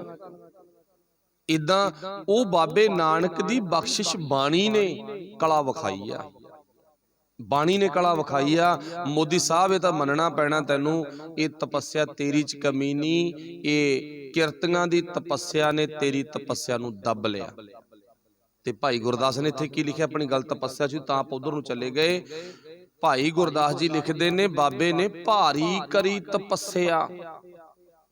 ਤੇ ਹੁਣ ਤਪੱਸਿਆ ਤੋਂ ਭਾਵ ਸਮਝੋ, ਮਾਫ ਕਰਨਾ ਤੁਹਾਡਾ ਨਾ ਮੈਂ ਇਹ ਬੇਨਤੀ ਕਰੂੰਗਾ, ਧਿਆਨ ਨਾਲ ਰੋਕ ਕੇ ਰੱਖਿਓ, ਕਿਤੇ ਨਾ ਹੋਵੇ ਵੀ ਕੋਈ ਜਲ ਧਾਰੇ ਕਰਨ ਵਾਲਾ ਬਾਬਾ ਜਾਂ ਕੋਈ ਜਪ ਤਪ ਜੇ ਕਰਨ ਵਾਲਾ ਬਾਬਾ, ਪਖੰਡ ਜਿਹਾ ਕਰਨ ਵਾਲਾ ਬਾਬਾ, ਉਧਰ ਨੂੰ ਧਿਆਨ ਨਾ ਲੈ ਜਾਓ। ਤਪੱਸਿਆ ਤੋਂ ਭਾਵ ਹੈ ਸਖਤ ਮਿਹਨਤ। ਹੁਣ ਬਾਬੇ ਨਾਨਕ ਨੇ 3 ਸਾਲ ਤਪੱਸਿਆ ਕੀਤੀ ਮੋਦੀ ਖਾਨੇ 'ਚ। ਹੁਣ ਕੋਈ ਭੋਰਾ ਤਾਂ ਪੱਟਿਆ ਨਹੀਂ ਵੀ ਬਾਬੇ ਨਾਨਕ ਨੇ ਭੋਰਾ ਪੱਟ ਲਿਆ ਤੇ ਉਹਦੇ ਵਿੱਚ ਬੈਠ ਗਿਆ ਜਾ ਕੇ, ਉੱਥੇ ਕੋਈ ਆਪਣੇ ਵੱਲੋਂ ਕਿਸੇ ਸ਼ਬਦ ਦਾ ਰਟਨ ਕਰ ਰਿਹਾ ਹੈਗਾ, ਨਹੀਂ। ਤਪੱਸਿਆ ਕੀ ਆ, ਦਿਨ ਰਾਤ ਬਾਬੇ ਨੇ ਲੋਕਾਂ ਦੇ ਵਿੱਚ ਵਿਚਰ ਕੇ ਇੱਕ ਕੀਤੀ, ਜਿਹਨੂੰ ਆਪਾਂ ਕਹਿ ਦਈਏ ਦਿਨ ਰਾਤ ਬਾਬੇ ਨਾਨਕ ਨੇ ਲੋਕਾਂ ਦੇ ਘਰਾਂ ਵਿੱਚ ਵਿਜ਼ਿਟ ਕੀਤਾ, ਵਰਕ ਕੀਤਾ। ਉਹ ਤਪੱਸਿਆ ਬਾਬੇ ਨਾਨਕ ਦੀ, ਭਾਰੀ ਕਰੀ ਤਪੱਸਿਆ ਭਾਈ ਗੁਰਦਾਸ ਜੀ ਨੇ ਲਿਖਿਆ ਹੈਗਾ। ਹੁਣ ਬਾਬੇ ਨਾਨਕ ਨੇ ਤਪੱਸਿਆ ਭਾਰੀ ਕੀਤੀ ਹੈ, ਕੱਲੇ ਕੱਲੇ ਸੁਲਤਾਨਪੁਰ ਦੇ ਏਰੀਏ 'ਚ ਕਹਿ ਲੋ, ਘਰਾਂ 'ਚ ਕਹਿ ਲੋ, ਬਾਬਾ ਨਾਨਕ ਆਪ ਇਨਕੁਆਰੀ ਕਰਕੇ ਆਉਂਦਾ ਹੈਗਾ। ਸਭ ਨੂੰ ਆਪ ਬਾਬਾ ਨਾਨਕ ਮਿਲਦਾ ਨਹੀਂ। ਚੇਤੇ ਰੱਖਿਓ, ਕੋਈ ਮਾੜਾ ਮੋਟਾ ਮਾਮੂਲੀ ਜਿਹਾ ਅਫਸਰ ਬਣ ਜੇ ਨਾ, ਇੱਥੇ ਸੈਕਟਰੀ ਮੈਕਟਰੀ ਬਣ ਜੇ ਕੋਈ, ਉਹੀ ਨਹੀਂ ਪੱਬ ਲੱਗਣ ਦਿੰਦਾ ਲੋਕਾਂ ਨੇ, ਹੋਰ ਤਾਂ ਛੱਡੋ। ਆਪਾਂ 5-5 7-7 ਹਜ਼ਾਰ ਦੀਆਂ ਡਿਊਟੀਆਂ ਕਰਨ ਵਾਲੇ ਨਾ, 15-15 20-20 ਹਜ਼ਾਰ ਦੀਆਂ ਡਿਊਟੀਆਂ ਕਰਨ ਵਾਲੇ, ਤੂੰ ਮੈਨੂੰ ਨਾ ਉਹੀ ਟੁੱਕ ਤੇ ਡੇਲਾ ਸਮਝਦੇ ਨੇ। ਪਰ ਪਰਵਾਹ ਨਾ ਮੰਨਿਆ ਕਰੋ, ਤਕੜਾ ਹੋ ਅਗਲਾ ਆਪਦੇ ਘਰੇ ਹੋ, ਆਪਾਂ ਕੀ ਲੈਣਾ, ਬੇਪਰਵਾਹ ਰਿਹਾ ਕਰੋ, ਠੀਕ ਹੈ ਨਾ। ਵਾਹਿਗੁਰੂ ਭਲਾ ਕਰੇ। ਬਾਬੇ ਨਾਨਕ ਨੇ ਇੰਨਾ ਵਰਕ ਕੀਤਾ ਘਰਾਂ ਦੇ ਵਿੱਚ, ਇੰਨਾ ਵਰਕ ਕੀਤਾ ਨਾ, ਹਰ ਇੱਕ ਦਾ ਬਾਬੇ ਨਾਨਕ ਨੇ ਦਿਲ ਜਿੱਤਿਆ।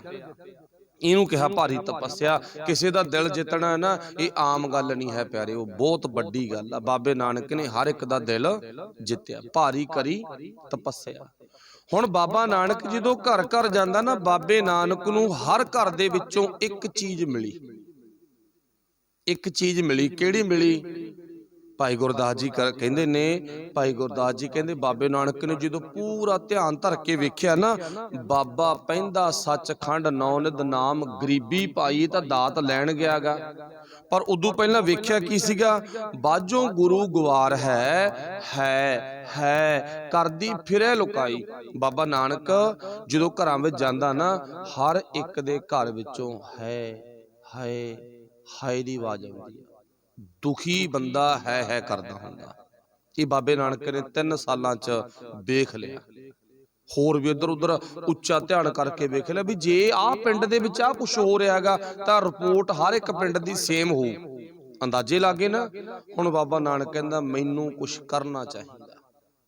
ਕਮਾਲ ਆ ਬਾਬਾ ਨਾਨਕ ਨਾ, ਇਕੱਲੇ ਹੀ ਫੈਸਲੇ ਲਈ ਜਾਂਦਾ ਹੈਗਾ।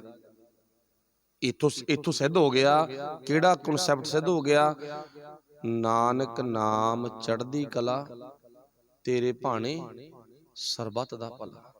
बाबे नानक नूं इथों सिद्ध करता भी बाबा नानक ना कल्ला आपदे घर दा भला नहीं, बाबा नानक तां सब दा भला मंगदा।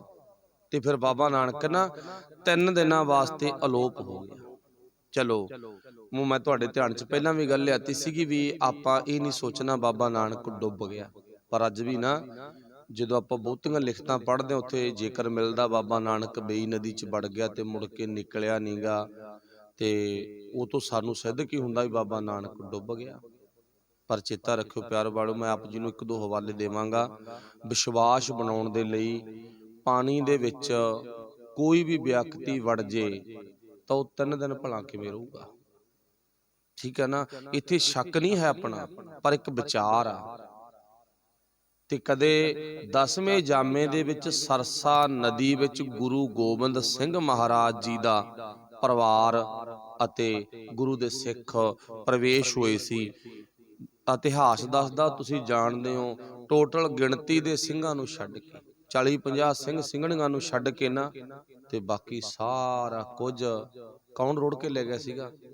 ਪਾਣੀ ਰੋੜ ਕੇ ਲੈ ਗਿਆ ਸੀ ਨਾ। ਇਹਦਾ ਮਤਲਬ ਪਾਣੀ ਲਿਹਾਜ਼ ਨਹੀਂ ਕਰਦਾ ਹੈ ਨਾ ਕਿਸੇ ਨਾਲ, पानी लिहाज किसी नाल नहीं करता, ते बाबे नानक नाल भी लिहाज नहीं की। पर बाबे नानक ने अलोप होने की स्थिति वो गुप्त रखी है।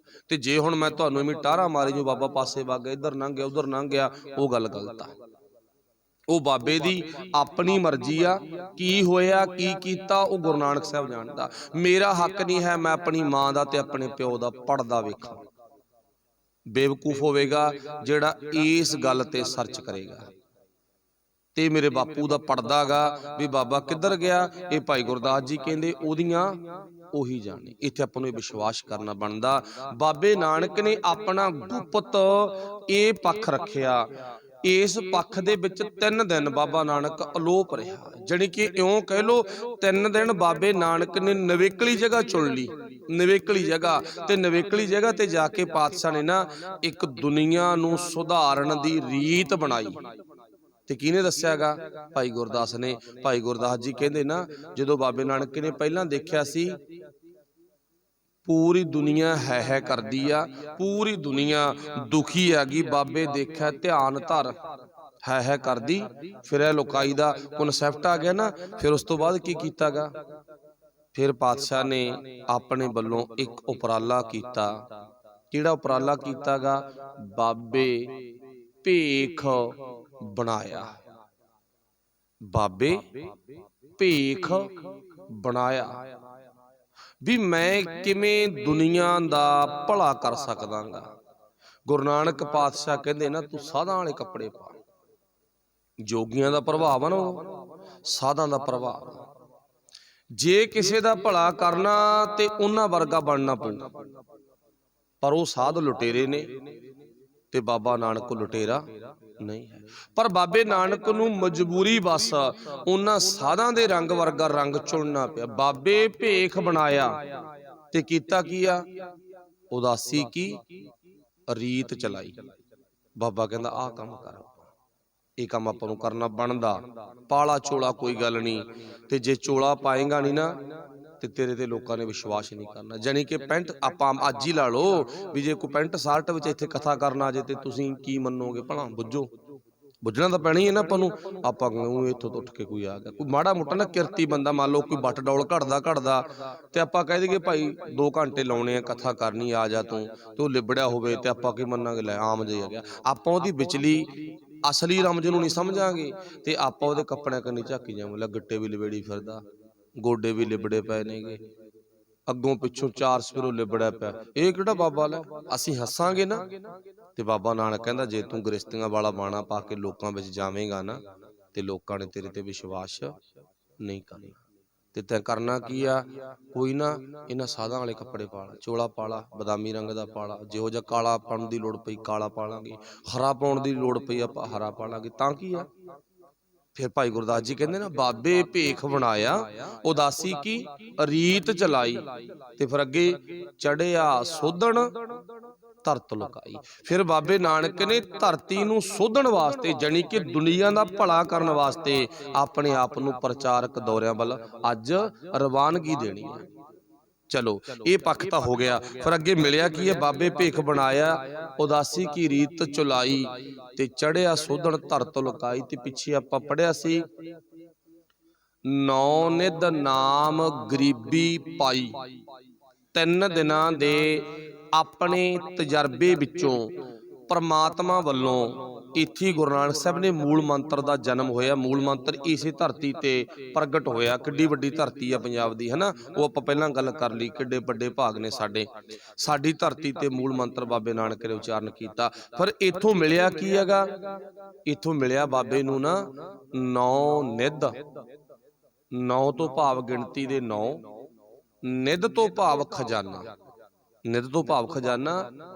ਤੇ ਦੁਨੀਆ ਦੇ ਵਿੱਚ ਨਾ 9 ਖਜ਼ਾਨੇ ਮੰਨੇ ਜਾਂਦੇ ਨੇ, ਧਨ ਦੌਲਤ, ਜ਼ਮੀਨ, ਸੋਹਣਾ ਜੀਵਨ, ਸੁੱਖ ਆਦਿਕ 9 ਖਜ਼ਾਨੇ ਮੰਨੇ ਜਾਂਦੇ ਨੇ। ਪਰ ਬਾਬੇ ਨਾਨਕ ਨੇ ਇਹ ਪਰਮਾਤਮਾ ਤੋਂ ਬਖਸ਼ਿਸ਼ ਪਾ ਲਈ, ਪ੍ਰਾਪਤ ਕਰ ਲਈ। ਬਾਬੇ ਨਾਨਕ ਨੂੰ ਸਭ ਤੋਂ ਵੱਡਾ ਸੁੱਖ ਮਿਲ ਗਿਆ ਵੀ ਤੈਨੂੰ ਕਿਤੇ ਵੀ ਕੋਈ ਦੁੱਖ ਤਕਲੀਫ ਨਹੀਂ ਹੋਵੇਗਾ। ਤੇ ਪਾਤਸ਼ਾਹ ਨੇ ਜਿੱਥੇ 9 ਖਜ਼ਾਨੇ ਪਾਇਆ ਨਾ, ਤੇ ਸਾਨੂੰ 9 ਖਜ਼ਾਨੇ ਮਿਲ ਜਾਣ, ਅਸੀਂ ਧਰਤੀ ਤੋਂ 2 ਫੁੱਟ ਉੱਚੇ ਤੁਰਨ ਲੱਗ ਜਾਵਾਂਗੇ। ਅਸੀਂ ਧਰਤੀ ਤੇ ਪੈਰ ਨਹੀਂ ਲਾਵਾਂਗੇ। ਪਰ ਬਾਬੇ ਨਾਨਕ ਨੂੰ ਨਾਲ ਇੱਕ 9 ਖਜ਼ਾਨਿਆਂ ਦੇ ਨਾਲ ਇੱਕ ਵਿਸ਼ੇਸ਼ ਖਜ਼ਾਨਾ ਮਿਲ ਗਿਆ। ਉਹ ਕਿਹੜਾ ਮਿਲਿਆ ਸੀਗਾ? ਗਰੀਬੀ। 9 ਨਿਧ ਨਾਮ ਗਰੀਬੀ ਪਾਈ। ਨਾਮ ਦੀ ਦਾਤ ਮਿਲ ਗਈ ਤੇ ਗਰੀਬੀ। ਨਾਮ ਕੀ ਮਿਲਿਆ? ਮੂਲ ਮੰਤਰ। ਉਹ ਦੇਖੋ, ਮੈਂ ਬਾਰ-ਬਾਰ ਬੇਨਤੀ ਕਰਦਾ, ਮੂਲ ਮੰਤਰ ਸੁਲਤਾਨਪੁਰ ਦੀ ਧਰਤੀ ਤੇ ਬਾਬੇ ਨਾਨਕ ਨੇ ਉਚਾਰਨ ਕੀਤਾ। 9 ਨਿਧ ਨਾਮ ਗਰੀਬੀ ਪਾਈ। ਫਿਰ ਉਦੋਂ ਬਾਅਦ ਬਾਬੇ ਨਾਨਕ ਨੇ ਦੁਨੀਆ ਨੂੰ ਤਾਰਨ ਦਾ ਫੈਸਲਾ ਕੀਤਾ। ਹੁਣ ਚਲੋ ਇੱਥੇ ਆਪਾਂ ਗੱਲ ਰੋਕ ਕੇ ਥੋੜੀ ਜਗ੍ਹਾ ਕਰਕੇ ਸਮਾਪਤੀ ਕਰਾਂਗੇ, ਸਮਾਂ ਹੋ ਗਿਆ। ਬਾਕੀ ਕੱਲ ਨੂੰ ਵਿਚਾਰ ਕਰਾਂਗੇ। ਪਾਤਸ਼ਾਹ ਨੇ ਇਦੋਂ ਅੱਗੇ ਸੁਲਤਾਨਪੁਰ ਦੀ ਧਰਤੀ ਤੇ ਪੈ ਗਿਆ ਰੌਲਾ। ਹੁਣ ਲੋਕ ਭੱਜੇ ਬੇਬੇ ਨਾਨਕੀ ਦੇ ਘਰੇ ਗਏ। ਨਾਨਕੀ, ਬੜੀ ਅਫਸੋਸ ਦੀ ਗੱਲ ਆ, ਤੇਰਾ ਭਰਾ ਡੁੱਬ ਗਿਆ, ਤੇਰਾ ਭਰਾ ਡੁੱਬ ਗਿਆ। ਨਾਨਕੀ ਕਹਿੰਦੀ, ਨਹੀਂ, ਮੇਰਾ ਭਰਾ ਡੁੱਬਦਾ ਨਹੀਂ। ਮੇਰਾ ਭਰਾ ਤਾਂ ਦੁਨੀਆ ਨੂੰ ਤਾਰਨ ਵਾਲਾ, ਉਹ ਡੁੱਬੂ ਭਲਾ ਕਿਵੇਂ? ਉਹ ਨਹੀਂ ਡੁੱਬਦਾ, ਮੈਨੂੰ 101% ਯਕੀਨ ਆ, ਯਕੀਨ ਆ ਮੈਨੂੰ। ਨਹੀਂ ਨਾਨਕੀ, ਅਸੀਂ ਹੁਣੀ ਨਦੀ 'ਚ ਵੜਦਾ ਵੇਖਿਆ, ਮੁੜ ਕੇ ਨਿਕਲਿਆ ਨਹੀਂ। ਲੋਕਾਂ ਨੇ ਆਪ ਮੁਹਾਰੇ, ਸੁਲਤਾਨਪੁਰ ਦੀ ਧਰਤੀ ਦੇ ਲੋਕਾਂ ਨੇ, ਨੌਜਵਾਨਾਂ ਨੇ ਸਾਰੀ ਬੇਈ ਨਦੀ ਸਾਣ ਮਾਰੀ ਵੀ ਕਿਤੋਂ ਬਾਬਾ ਨਾਨਕ ਕਿੱਥੇ ਆ ਜੇ। ਡੁੱਬ ਗਿਆ ਨਾ, ਭੁਲੇਖਾ ਪੈ ਗਿਆ, ਡੁੱਬ ਗਿਆ। ਮਰਦਾਨਾ ਵੀ ਬੇਝਿਜਕ ਬੈਠਾ, ਕੋਈ ਗੱਲ ਨਹੀਂ, ਆਜੂਗਾ, ਆਜੂ, ਕੋਈ ਗੱਲ ਨਹੀਂ, ਵਿਸ਼ਵਾਸ ਹੈ ਨਾ। ਹੁਣ ਚੇਤਾ ਰੱਖਿਓ ਪਿਆਰ ਵਾਲਿਓ, ਬਾਬੇ ਨਾਨਕ ਦੇ ਡੁੱਬਣ ਦੀ ਗੱਲ ਪੂਰੇ ਸੁਲਤਾਨਪੁਰ 'ਚ ਨਹੀਂ, ਪੂਰੇ ਸੁਲਤਾਨਪੁਰ ਦੇ ਏਰੀਏ 'ਚ ਹੁੰਦੀ ਆ। ਭਾਈ ਭਗੀਰਥ ਵਰਗੇ ਵੀ ਪਹੁੰਚ ਗਏ, ਆਸੇ-ਪਾਸੇ ਪਿੰਡਾਂ, ਮਲਸੀਆਂ ਨਾਲ ਹੀ ਆ, ਜੋ ਆਸੇ-ਪਾਸੇ ਪਿੰਡਾਂ ਦੇ ਸਾਰੇ ਪਹੁੰਚ ਗਏ। ਹੁਣ ਕਾਰਨ ਕੀ ਬਣਿਆ? ਹਰ ਇੱਕ ਸਰੀਰ ਦੀ ਅੱਖ ਰੋ ਰਹੀ ਆ, ਹਰ ਇੱਕ ਸਰੀਰ ਦੀ ਅੱਖ ਰੋ ਰਹੀ ਆ। ਪਰ ਜੇ ਪੂਰੇ ਸੁਲਤਾਨਪੁਰ ਏਰੀਏ ਦੀ ਧਰਤੀ ਤੇ ਨਹੀਂ ਰੋਂਦਾ ਤੇ ਉਹ ਕੌਣ ਆਗਾ? ਉਹ ਬੇਬੇ ਨਾਨਕੀ ਆ। ਤੇ ਇੱਥੇ ਇੱਕ ਭੈਣਾਂ ਨੂੰ ਬੇਨਤੀ ਆ, ਇੱਕ ਤਾਂ ਆਪਾਂ ਗੱਲ ਨਾ ਸੁਣਦੇ ਆ, ਬੇਬੇ ਨਾਨਕੀ ਨੇ ਮੱਕੀ ਦੀਆਂ ਰੋਟੀਆਂ ਬਣਾ ਲਈਆਂ, ਸਰੋਂ ਦਾ ਬਣਾ ਲਿਆ ਸਾਗ, ਤੇ ਬਾਬੇ ਨਾਨਕ ਨੂੰ ਕੀਤਾ ਯਾਦ, ਤੇ ਬਾਬਾ ਨਾਨਕ ਝੱਟ ਆਇਆ, ਸਰੋਂ ਦੇ ਸਾਗ ਨਾਲ ਰੋਟੀਆਂ ਖਾ ਕੇ ਮੁੜ ਗਿਆ। ਇਹਨਾਂ ਨੂੰ ਛੱਡੋ, ਆਪਾਂ ਇਹ ਤਾਂ ਇੱਕ ਪਿਆਰ ਆ ਨਾ। ਪਿਆਰ 'ਚ ਭਾਵੇਂ ਸਰੋਂ ਦਾ ਸਾਗ ਆ ਤੇ ਭਾਵੇਂ ਸੁੱਕਾ ਅਚਾਰ ਆ, ਕੋਈ ਗੱਲ ਨਹੀਂ, ਉਹ ਇੱਕ ਅਲੱਗ ਗੱਲ ਆ। ਪਰ ਵੇਖਣਾ ਕੀ ਆ ਹੁਣ ਇੱਥੇ? ਆਪਾਂ ਇਹ ਵੇਖਣਾ ਬਾਬੇ ਨਾਨਕ ਤੇ ਬੇਬੇ ਨਾਨਕੀ ਨੂੰ ਕਿੰਨਾ ਵਿਸ਼ਵਾਸ ਆ। ਲੋਕ ਕਹਿੰਦੇ ਆ ਡੁੱਬ ਗਿਆ, ਕੱਲੀ ਬੇਬੇ ਨਾਨਕੀ ਆ ਜਿਹੜੀ ਕਹਿੰਦੀ ਡੁੱਬਿਆ ਨਹੀਂ। ਲੋਕਾਂ ਦੀਆਂ ਅੱਖਾਂ ਰੋ ਰਹੀਆਂ ਨੇ, ਕੱਲੀ ਬੇਬੇ ਨਾਨਕੀ ਦੀ ਅੱਖ ਆ ਜਿਹੜੀ ਸੁੱਕੀ ਪਈ ਆ, ਉਹ ਨਹੀਂ ਰੋਂਦੀ। ਲੋਕਾਂ ਨੇ ਤਾਂ ਚਾਦਰਾਂ ਵਸਾਲੀਆਂ, ਪਟੇ ਵਸਾਲੇ, ਥੱਲੇ ਬਹਿ ਗਏ ਤੇ ਬਹਿ ਕੇ ਅਫਸੋਸ ਕਰਨ ਲੱਗ ਗਏ, ਬਾਬਾ ਨਾਨਕ ਤਾਂ ਖਤਮ ਹੋ ਗਿਆ, ਹੁਣ ਆਪਾਂ ਹੀ ਕਰਾਂਗੇ। ਅਫਸੋਸ ਪੈ ਗਿਆ ਨਾ। ਹੁਣ ਚੇਤਾ ਰੱਖਿਓ, ਬੇਬੇ ਨਾਨਕੀ ਦੇ ਘਰ ਵਿੱਚ ਆਉਣ ਵਾਲੇ ਲੋਕ ਜਿਹੜੇ ਦੁੱਖ ਸਾਂਝਾ ਕਰਨ ਆਉਂਦੇ ਨੇ, ਤੇ ਬੇਬੇ ਨਾਨਕੀ ਨਾ ਕਿਸੇ ਨੂੰ ਪ੍ਰਸ਼ਾਦਾ ਸਿਖਾਉਂਦੀ ਆ, ਕਿਸੇ ਨੂੰ ਚਾਹ ਸਿਖਾਉਂਦੀ ਆ, ਕਿਸੇ ਨੂੰ ਜਲ ਪਾਣੀ ਸਿਖਾਉਂਦੀ ਆ, ਭੱਜੀ ਫਿਰਦੀ ਆ। ਲੋਕ ਹੈਰਾਨ, ਸੰਗਤਾਂ ਹੈਰਾਨ, ਮਾਈਆਂ ਵੀ ਹੈਰਾਨ। ਤੇ ਵਿੱਚੋਂ ਸਿਆਣੀਆਂ ਮਾਈਆਂ ਕਹਿੰਦੀਆਂ, ਬੇਬੇ ਨਾਨਕੀ ਨੂੰ ਰਵਾਓ, जे ना रोई ना ये हौंका लै जू, इनू सदमा होऊगा, इनू रवाओ। बड़ा ही जतन कीता। लखारी लिखदे ने कहंदे उन्हां सियाणियां मावां ने बड़ा जतन कीता बेबे नानकी नू रवाउण दा, किते हंझू ना अंदर ही ना रख ले। जे अंदर ही हंझू रह गए ना, सदमे दे नाल कोई कहानी गलत ना वापर जे ते इनू रवाओ। पर बेबे नानकी दा एडा वड्डा विश्वास, बेबे नानकी रोई नहीं। 3 दिन बेबे नानकी दे घरे सोग पिया रहा। ते तीजे दिन बाद ना आवाज आई, बाबा नानक लभ गया। बाबा नानक लभ गया। आवाज आई ते लोग सारे नदी वल भज ले। सच्चा गुरु नानक पातशाह नदी के किनारे ते बैठे ने, जिथे गुरुद्वारा साहब संत घाट बनया हुआ। गुरुद्वारा एक नहीं कई गुरुद्वारे बने हुए ने। गुरु नानक पातशाह जी उत्थे बाहर बैठे ने ते एक आवाज दे रहे ने, केड़ी? ना को बैरी नहीं बगाना। एक आवाज दे रहे ने, एको है भाई एको है, साहब मेरा एको है। एक आवाज दे रहे ने, ना हम हिंदू ना मुसलमान, अल्लाह जी के जिंद प्राण। एक आवाज दे, सच दी बाणी बाबा नानक गा रहा गा। ते सारे लोगों ने जाके नमस्कार कीती ते गुरु नानक पातशाह दे आउण ते बेबे नानकी दे विश्वास नूं सजदा कीता। कहा बेबे नानकी जिन्ना तैनूं विश्वास आ ते साडा भी विश्वास बन जे। पूरे सुल्तानपुर एरिए दा कोई ऐसा घर नहीं जिन्हें बाबे नानक दे चरनी हथ ना लाए होण। जिन्हां ने ना लैण, जिन्हां ने ना कहा होवे नानक के घर गोले, जिन्हां ने ना कहा होवे तुमरी शरण तुम्हारी आसा तुम ही सज्जन सुहेले, राखो राखनहार दयाला नानक घर के गोले, जिन्हां ने ना कहा होवे। सतगुरु पातशाह इत्थे आए, प्रगट होए, जानी कि उस तो बाद अपना अगला स्टैप आ पातशाह किहड़े बन्ने तुरदे ने वो आउण वाले कल नूं आपां सुणांगे। इत्थे समाप्ति। भुल्लां दी खिमा। सब दा धन्नवाद। वाहिगुरू जी का खालसा वाहिगुरू जी की फतेह। राम कली महला तीजा। आनंद एको ओंकार सतगुरु